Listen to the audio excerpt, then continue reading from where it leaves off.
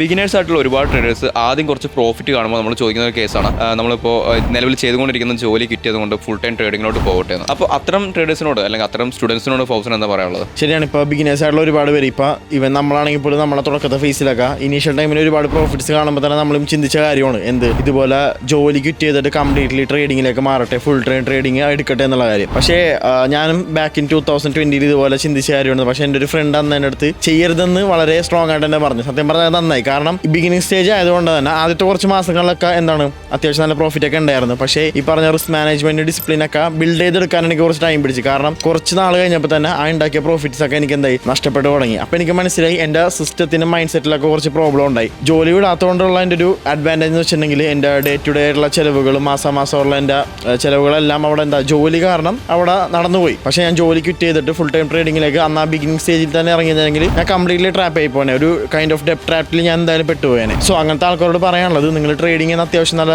Experience gain ചെയ്ത് ആ ട്രേഡിങ്ങിൽ നിന്ന് തന്നെ അത്യാവശ്യം ഫണ്ട് ഉണ്ടാക്കി ഒരു 6 to 12 months ബാക്കപ്പ് ഉണ്ടാക്കിയതിന് ശേഷം മാത്രം നിങ്ങൾ നിങ്ങളെ ജോബ് ക്വിറ്റ് ചെയ്യാൻ പറ്റിയിട്ട് നിങ്ങൾ ആലോചിക്കുക.